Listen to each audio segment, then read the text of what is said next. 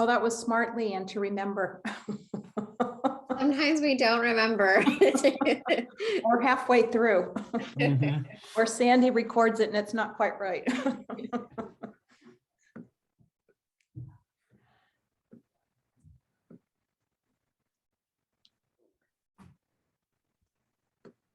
So I think, Celia, we mentioned to you that we'll have both individuals and classes.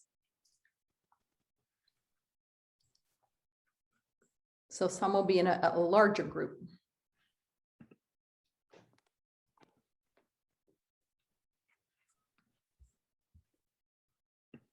Good morning, everyone. Morning.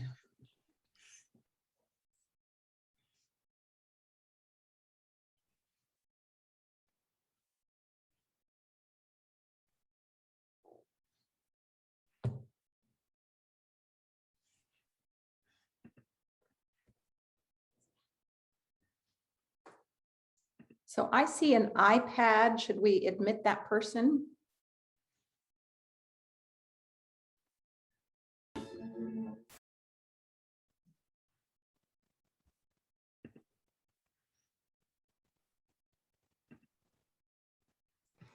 I think I might have already tried admitting iPad. Okay. Unless there's another iPad. Oh, there's another iPad already on here. So I did just admit.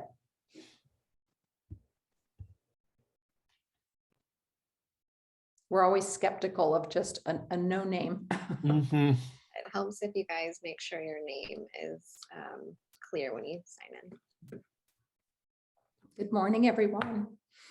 Morning, everyone.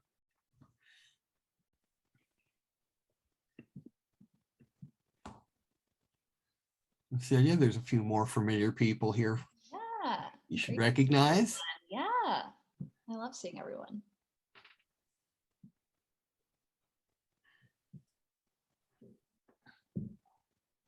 So I think, should we think about just getting started? Let's go. We're thrilled to have you all here and we are going to get started. Tim's going to give a lovely introduction. We're thrilled to have Celia with us this morning. And then we're just going to have her take it away. And as always, we will have questions that last about 15 minutes. So be thinking of your questions and we'll put them into the chat and Celia will know just to read them from there. So thank you all for attending this morning and I'm going to pass it on over to Tim. Good morning, everybody. Celia Palermo is a 2013 graduate of Villanova and is now serving as a TV sports anchor and reporter in the Midwest. She studied journalism, sports management, and sports media at the University of Georgia, where she graduated in 2017. Upon graduation, Celia started a career in Augusta, Georgia, where she reported on the Georgia, Clemson, and South Carolina football teams, and golf's most prestigious major, the Masters. After 2 years in Augusta, she relocated to Illinois, where she now covers University of Iowa, Iowa State, and Illinois athletics, PGA Tour golf, hockey, minor league baseball, and local sports. In mid-November, so in about 2 weeks, Celia will be relocating once again to Florida, Fort St. Augustine area, where she will join the PGA Tour as a feature storyteller. It's with a great deal of pride that I'd like you all to introduce, or like you all to meet Celia Palermo. Thank you. Well, thank you so much for that, Mr. Bunce. I appreciate it. I am so excited to be with you guys. I have so many fond memories from my time at Villanova, and it definitely contributed to, me starting my career and my college education and all of that. So I'm excited to talk to you guys a little bit about what I do. I'm going to share my screen. I put together a short presentation. So let's see if I can get this going as it's loading. So first of all, I'm a big sports fan. So I want to talk to you about, turning a love for sports into a job, because that's what I wanted to do when I was in high school. I wanted to figure out how I could turn my love for sports into something that eventually became a career. So like Mr. Bunce mentioned, I graduated in 2013 from Villanova. I went on to the University of Georgia, where I studied journalism, sports media, and sports management there. Sports media and sports management were my minors, so less of a concentration there, but mostly focused on journalism and learning how to be a good writer, how to work cameras, how to, use a teleprompter, how to put a television broadcast on TV. So now I'm a TV sports reporter at a local news station. Some of you have probably seen the movie Anchorman or Number One or Number Two. I'm like Ron Burgundy, except I talk about sports. So I put together a short video that I will show you a little bit about what I do, just so you can get an idea here. Let me know if for some reason you can't hear it, but it's loading. Guys, a matchup of this caliber has been a long time coming. So long, we actually have to go back to the year 1985. Back then, it was number 1 versus number 2, Iowa versus Michigan. This time around, it's a top 4 matchup, with the Iowa defense turning 4 turnovers into 20 points. There are so many ways to keep up with your favorite athletes and teams right from the palm of your hand. You've probably heard of TikTok. It is the latest and greatest app inspiring all kinds of viral video trends. You get to scroll through an endless feed of videos catered to your interests, and sports is certainly no exception. And the pros tee things off for real in about 12 hours from now for the first round of the John Deere Classic. So today was all about the everyday golfers, with the Pro-Am taking center stage. We're going to show you the good, the bad, and the ugly, which all of our golf games can relate to. You have won 4 in a row. What is working so well for this team and that defense, and how crucial they were? I know they made a stop on the final play of the game just to see them execute that. What do you think that says about how this defense is growing? Pleasant Valley Athletics is a dynasty. It all starts with the football team making it to the state semifinals, golf with a runner-up finish, and the soccer team won their first ever state title in June. So now baseball is looking for their own piece of the pie, making their first ever state title game appearance. Let's head to the 4A state title game, where the Spartans face off with Johnston. Top 3, Dragons leading 1-0, and adding to it, Michael Seymour rips the one-out single to left field. Ben Wilms will cross as the Dragons take a 2-0 lead. All right, let's check in at Spartan Stadium, Pleasant Valley, welcoming unbeaten Linn-Mar to town. First quarter scoreless, and it is the big fella, Andrew DePape, swarming in, coming up with the sack early on in the game to set the tone for then the offense that takes over. It is Caden McDermott in at quarterback. He keeps it and totes the rock 22 yards, a big first down, and gave them some momentum early on in the game for the Spartans. Later on in the drive, it is McDermott flipping the ball to Tate Lyon. He'll trap this one in 6 yards to pay dirt as they take an early 7-0 lead. You know, this is the time of year where I have no problem sticking out and making my Californianness very apparent, because I am warm and I don't care who judges me. Okay, well, that was, let me see if I can get out of YouTube. Oops. I'm going to stop sharing. 4 Super Bowls, 6 AFC. Give me 1 second. All right, there we go. Can everyone see my screen again? Nope. All right. Technical difficulties happen sometimes. Okay, so let's start at the beginning. So what you guys saw is basically a little bit about what I do on an everyday basis. I'm sometimes reporting in front of the camera, sometimes I'm in the studio, and other times I'm out in the field and actually shooting baseball games, football games, volleyball games. So to get there, I didn't know always that this is what I wanted to do. So when I was at Villanova, a little bit about what I did there was I played volleyball, I was a dancer, I did cheerleading, I did mock trial, theater, yearbook, things like that. I think always from the beginning, I knew that I wanted to, be involved in public speaking while also, doing things in sports as well. So it became one day when I was talking to my mom, I was like, I really love theater. I love mock trial. I love watching sports with my dad on the weekends. How can I turn that into something that I can study in college? And I think one day we were just watching a 49ers game or something, and we saw Aaron Andrews, a well-known sports reporter on TV. And I said, you know what, I think I want to do that. And so later that became into how do I study that in college? And the college counseling department at Villanova did a really awesome job helping me find schools and universities that had not only great journalism programs, but also awesome sports teams. So, I applied to UCLA, I applied to USC, Arizona State, Oregon, and the school that I landed on was the University of Georgia, because I went on campus and I saw the football stadium and I knew I had to be there on Saturday afternoons. I had to see games. And it just so happened that they had a great journalism program as well. Miss Montiel was in the college counseling department at the time, and she did a great job helping me find Georgia, and it became the place that I fell in love with what I do now. So when I went to Georgia, I studied journalism. And with that, I volunteered at an on-campus news station. Many schools that you'll find out there have on-campus newspapers, radio stations, and news stations. So there are a ton of things you can get involved with if you want to see if journalism is for you.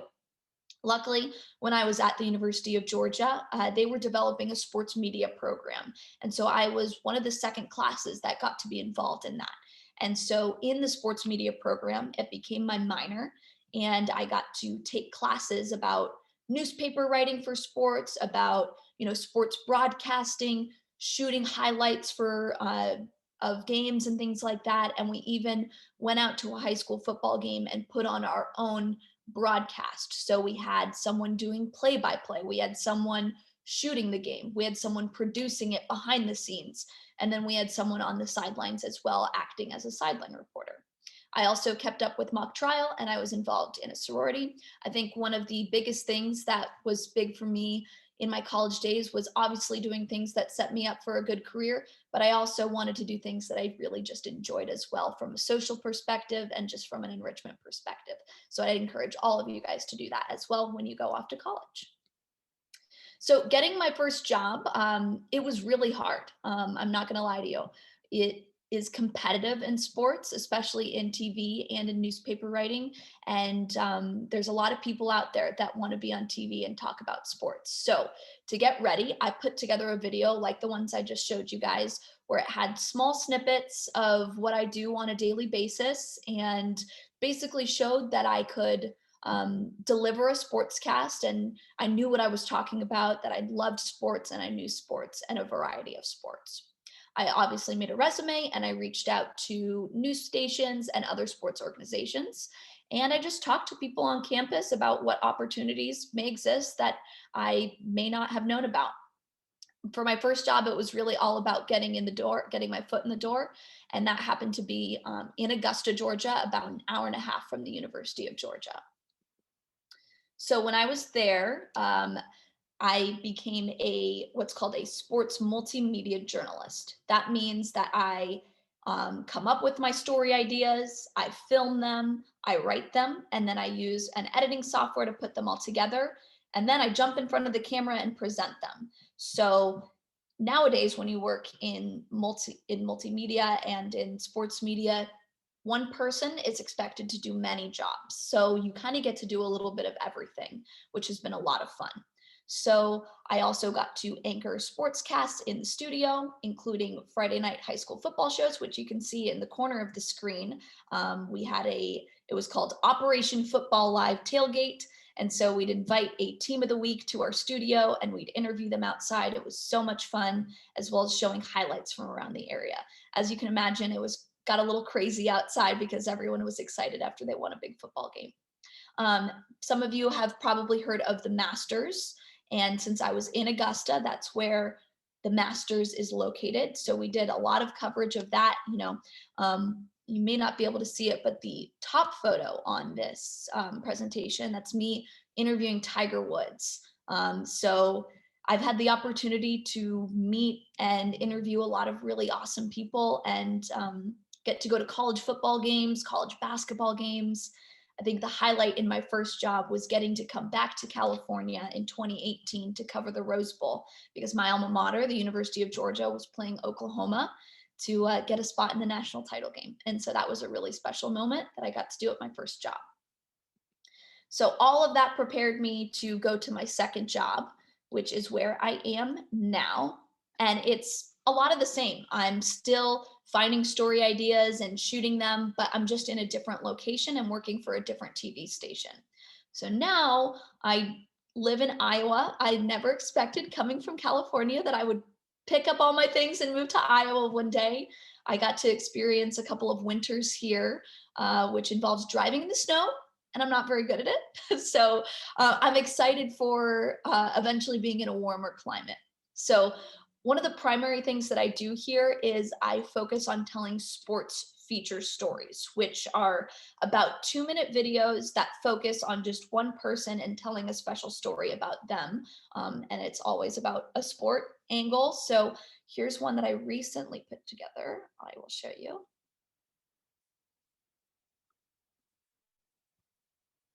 So a little background about this story is it's about a middle school cross-country runner, and he lives with Down syndrome. And so he and his best friend run all of their meets together, so that he makes sure that he stays on the course and that he finishes the route, and it's about their special bond. And so I really enjoyed getting to tell this story. This was just a couple of weeks ago. You want to do these ones back? On a crowded soccer field You know what in these are East called? Moline, junior high runners are rearing to go. What place are we going to get first? That includes the Washington junior high team He does at least a mile every meet. and Griffin Garrow. Well, I met Griffin several years ago. He's a local celebrity. So we were super excited when he wanted to join the team. He's a very special member of it, along with everyone else, but he just brings a fun dynamic to the group. Watching him compete at practice and at meets, it just puts a smile on your face. But Griffin doesn't run alone. We'll walk for a little bit. This year I didn't have anything really going on besides work, so I was like, I can do it. Family friend Austin Mearheggie, there for every stride with Griffin, You ready, Griffin? Come on. making sure he stays the course Do you want to run for your mom now? and keeps pace. My mom and his mom were talking on the phone about the meet. It was coming up, I think, a couple days before, and she was going to have to walk with them for the course, and I was like, I can do it. Had the day off from work, and then I was like, I can do it. So I took every day after that off so I can run with Griffin. For Coach, it's like having an extension of her there every step of the way. I hear him talking to Griff the whole way. They talk, they'll communicate. He encourages him, he pushes him, he has him run. Do you want to run to Coach Barr? He and Griffin are friends, so that's what I like to see. We just talk mid-race. We're just asking him how his day's going, what he ate for lunch, and what his favorite subject is. Just a banana. It isn't always easy to keep going. It makes me happy to see that someone wants to make sure that they're doing what they want to do. I don't really know how to explain. He's just a really fun person to be around. He makes me happier, and then like I hope the same way. But Griffin always has something in mind when he crosses the finish line. What do you like about running, Griffin? Buddies. Whiteys. A sweet treat Take them all. Chocolate malt. and an even sweeter bond Do you want to stretch with me? Oh, it's pretty special. I don't think anything can beat it right now. on and off the course. Best friends for life.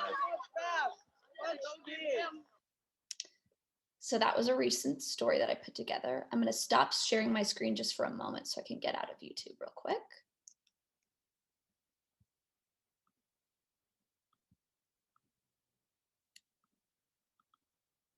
Okay. There we go. So that is something that I do on a weekly basis. I am in charge of finding those stories. And then like you see in the photo on this screen, I take that big camera and I shoot them and I interview them and then I edit them and put them together for our broadcast. So that would air on the local news in the Sportscast.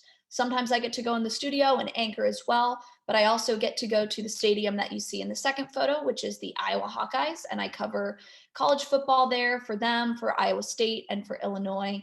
We do a golf tournament here as well, so we have a little bit of everything, and it's been awesome just to enjoy sports of all kinds and share their stories.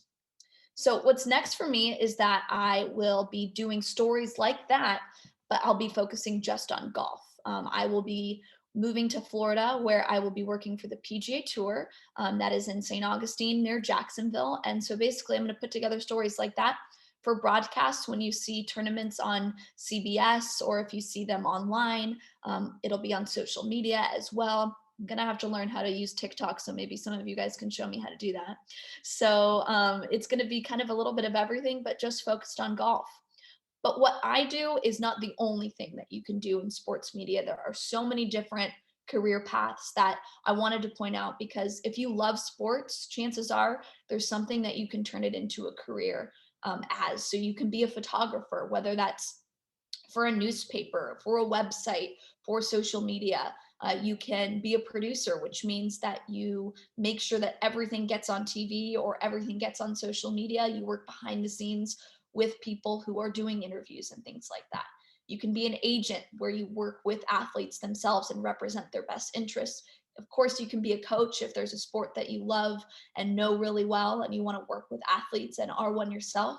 You can be a lawyer and, focus just on sports and entertainment. You can work in marketing. You can work for Nike, where they do awesome marketing campaigns to not only sell apparel, but market athletes that they sponsor.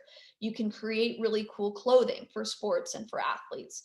You can, of course, work in social media too, and post viral moments and, cool game things that happen and amazing plays. So there are a lot of different avenues that you can explore in sports media, and TV is just the tip of the iceberg. And there are so many avenues that I would encourage all of you guys to look into if sports are something that you love. I love the 49ers, the Giants, the Sharks, UCLA, a little bit of everything. So there's something for everyone out there. And with that, I think I'll throw it out for questions. I'm going to stop sharing my screen first. And I just wanted to thank you guys so much for your time. I really have enjoyed getting to talk to you and share a little bit about my experience and what I do now. Villanova definitely prepared me for this career, and I'm grateful for every opportunity that Villanova gave to me over the years. So with that, if anyone wants to throw any questions in the chat, I will definitely read them. Celia, thank you so much. That was just wonderful. And the story about the two runners just is lovely. Thank you. I Really, appreciate really special. That must have been just a really special time to interview them. And Yeah, absolutely. I mean, I didn't find that story myself. Actually, a parent of another child on the team messaged us, our Facebook page, and said, hey, there's this young man on our team and he's a really great runner and he has a special friend that runs with him. I think it'd be a great story. And, I reached out to his parents and they were up for it. And it's probably going to be one of the last stories that I do at my current job. So if there's one to go out on, I think that was a really special one. very special. Yeah, very special. I have some questions. So we do have a couple questions in the chat if you want to go to that. Thank you. Yes. So do I ever get nervous? Absolutely. So what I just showed you, those are like the best things that I can show you. But most of the time, I mess up. I have to do things over again. I trip over my words. I definitely get nervous. And the best way to combat that is by just preparing as much as you can. But I absolutely get nervous and I mess up all the time too. I've had some pretty good TV bloopers. I should have saved those and shared those with you guys today. But because they're mess ups, I don't always save them. Let's see. What activities at Villanova do you feel had an influence on your future career? So I was involved in mock trial and in theater, and those I would say definitely prepared me to, speak to crowds and to be on TV because they got me comfortable, speaking in an environment with an audience. So speech and debate, mock trial, theater, anything where you're presenting things to someone is a great opportunity to hone those skills.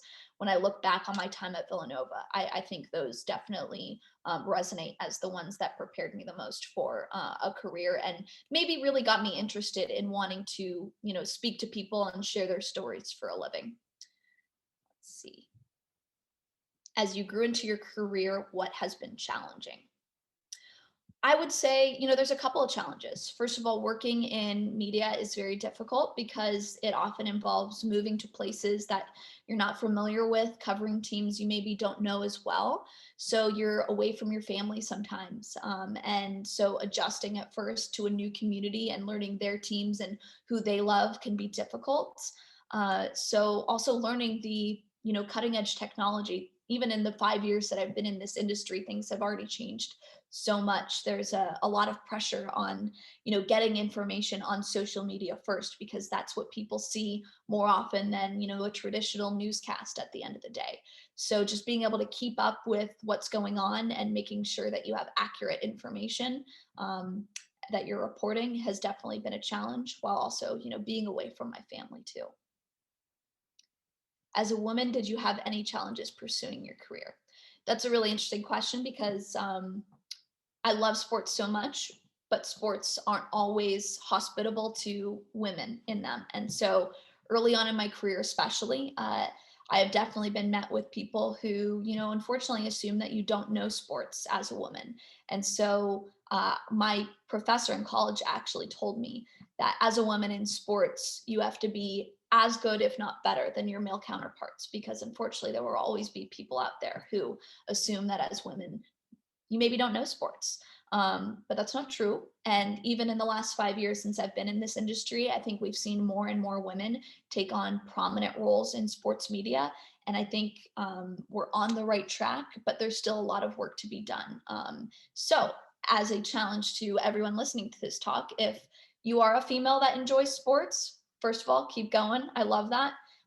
Young men in this group, if you have a friend who's a female who enjoys sports, encourage them to have conversations with you about it, because supporting females in sports is so, so important. And it starts in high school. It starts even before that. So I encourage all people, no matter who you are, to pursue a career in sports, even though there will be challenges along the way.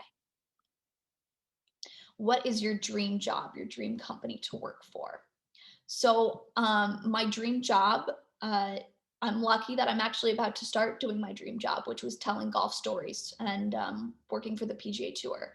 I didn't expect that a role like that even existed. So even a couple months ago, I didn't know how I was going to get there. This job that I'm working into is called a content producer role. So I will be producing content for the PGA Tour and focusing on golf. I don't know what to expect when I get down there, but I'm really excited to start working for the PGA Tour. My first day is on the 15th, so I'm really excited to get going. What was the best game or event that you've covered? So there's two answers to this question. The first one would be going to the Rose Bowl in 2018. So I had just graduated in the spring of 2017 from the University of Georgia. And that fall, Georgia had a really great season, and they made it to the college football playoffs. They played in the Rose Bowl versus Oklahoma to earn a spot in the national title game. The University of Georgia hasn't won a national title since 1980. So it was a really big deal that they made it that far and had an opportunity to not only be in the playoffs, but also earn a spot in the national title game. So obviously it was great to come back to California and be covering my alma mater just a couple of months after I had graduated. So they made it to the national title game. It was played in Atlanta, so it was not far from the University of Georgia, but they lost to Alabama. So that was really sad, but it was just an awesome, awesome thing to be a part of. And then the second part to that question would be the Masters. It's the best golf tournament on planet Earth, in my opinion. It's played on a really beautiful course in Augusta at Augusta National, and it attracts the very best in golf. So it was really cool just to brush shoulders with, some of the people at the top of their game. Some of you may know Scott Van Pelt from Sports Center. I got to see him there. So that was really cool just to get to see some people who I look up to so much. Just a couple feet away from me was really, really rewarding, and I learned a lot from them. My favorite sport to cover is golf, but when I was in high school, I don't think I would have said that. I think football was what I was really interested in, and basketball. I loved college sports growing up, and I loved the NFL and things like that. But I think just from working in Augusta and covering the Masters, it kind of sparked that bug in me that I loved golf. and that I wanted to focus on it. So I've been able to kind of find my niche in golf. You mentioned Aaron Andrews. Any other sportscasters that you look up to growing up? So many. There have been so many, women and also men who I look up to in the industry. I look up to Ernie Johnson. He is the host of Inside the NBA. He hosts with Shaq and Charles Barkley. So he went to the University of Georgia and was the graduation speaker when I graduated. And he's an amazing man of faith, and he's just a really good person. He's also covered, the very best in basketball for years, and he's just really humble and just an awesome person to look up to. So I look up to him. I also look up to, Lisa Salters and other women who have been on the forefront of, paving the way for people like me who have, had to be the first of their kind to do what they do. And so I look up to them and appreciate what they have done for women in sports. Is Stephen A. Smith crazy off camera as well as on camera? I don't know, because I've actually never met Stephen A., but I have to imagine that that's who he is as a person. I think in sports, most of the time, what you see is what you get. And so a lot of these crazy personalities on TV are really like that in real life. And I would encourage anyone who pursues a career in sports media to remain true to yourself, because that is what will set you apart from everyone else in sports and in any industry, really. So, did you study how to make videos in university, or did you pick it up on the job? So luckily at the University of Georgia, I was fortunate to volunteer at a student news station. So they had a news station on campus where it was a class that you took, and once a week you made an actual newscast. So part of that class was learning how to edit. So we took cameras, we took our cell phones, and we shot video out on campus in the community. And then they taught us how to use different softwares basically to edit it. So I knew some how to edit it, but on the job definitely was where I learned most of it, because you kind of get thrown into the fire and just have to figure it out from there. Would you rather be a broadcaster for college level or for pro sports? That's a really interesting question. I am not sure that I have a preference, but I think college, because people are at the point in their career where they're not, they're not paid a salary to do what they do yet. So their pure joy and love of the game is still there. And so I think seeing, college athletes, people who are your peers and who are close in age to you, achieve high level things is really cool. Their appreciation there is definitely different. So maybe I would do college, I guess. Let's see. Do you continue to keep in contact with your former classmates? Yes, I do. I have a very close class, and I really enjoy connecting with my 2013 graduates. We're all over the country doing different things, so it's been awesome to keep in touch and see what they do. Do you have any advice for our current graduating seniors about staying connected with classmates and your alma mater? Social media is huge, so following each other and keeping in contact via text, via social media is huge. I think one thing I would just recognize is, you're all going to go off and do amazing different things. You're going to be on different parts of the country, even the world. So it's about finding, some time every so often to reconnect and to stay in touch. And I think the staff at Villanova does a great job of also maintaining contact with alumni as well. So that's been huge, kind of reconnecting as a group. You mentioned faith. Can you talk about learning about religion and faith while here at Villanova might have been helpful in your life now? Absolutely. So at Villanova, we're lucky to have a great religious education, of course, being Catholics. And that definitely prepared me to go off into the college world and experience, life. I joined the Newman Center on campus at the University of Georgia, which is a program for Catholic young adults. So I kept going to Mass, and I met people who were also Catholic, but maybe outside of my different organizations that I was involved in. And then, just having my faith to fall back on as an adult, knowing that when times get tough, I still have that as a foundation in my life has definitely been huge, because joining a career and, going off, as they say, as an adult, it's hard, and you will experience challenges. So my faith has been huge, and that definitely started at Villanova for sure. What activities in college do you think prepared you the most for your career? I would say probably volunteering at the student news station and taking classes that involved, news production and things like that. Because at the University of Georgia, we were fortunate to have that opportunity. Luckily, most schools do now as well. It is as close to real life experience as you can get. And my professors there were connected with people in media in the region, in the country in general. And so they were able to help connect us for, internship opportunities and post-grad opportunities as well. So it's about finding what you're interested in and looking for organizations that support that and get you ready for that. Does playing sports contribute to being a sportscaster? No, because I was a terrible athlete. And that's why I talk about sports for a living. So you don't have to be a strong athlete to pursue a career in sports. And I think you'd find that most people now, besides the former professional and college athletes in sports media, would say the same, that that's why they pursued a career that isn't actually, playing a sport because maybe they weren't as good at it, but they loved it nonetheless. I played on the volleyball team at Villanova, but I was terrible. It was just about being a part of a team and having fun, less so about, actually being successful on the court. A lot of our speakers have mentioned how networking can help them in their career. How did your connections lead to where you are in your career now?